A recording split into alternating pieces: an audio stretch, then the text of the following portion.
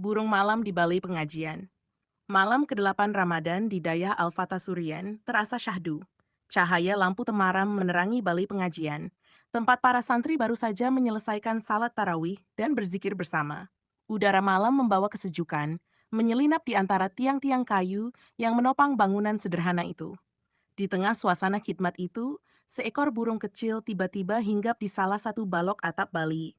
Sayapnya yang mungil bergetar, matanya meneliti sekeliling dengan waspada. Para santri yang masih duduk rapi mulai memperhatikannya dengan penuh rasa ingin tahu. Muhammad, putra Abi Suryen, sang pimpinan daya, memandang burung itu dengan takjub. Abi, bolehkah kita menangkapnya? Aku ingin melihatnya dari dekat. Pintanya dengan suara pelan, seolah takut mengusik ketenangan malam.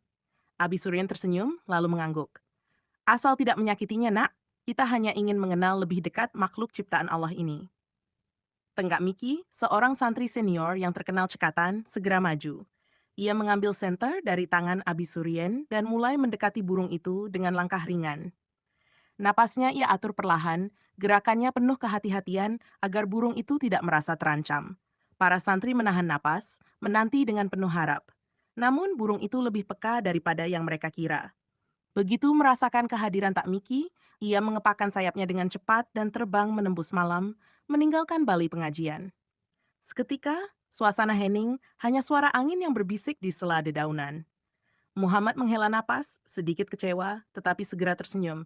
Burung itu lebih suka kebebasannya, Abi, katanya. Abi Suryan mengangguk, menepuk lembut bahu putranya. Benar sekali.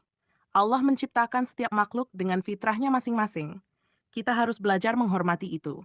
Para santri yang menyaksikan kejadian itu mengangguk, seolah memahami makna yang lebih dalam dari sekadar burung yang terbang menjauh. Malam itu, mereka bukan hanya belajar tentang sabar dan kelembutan, tetapi juga tentang kebebasan dan keindahan ciptaannya.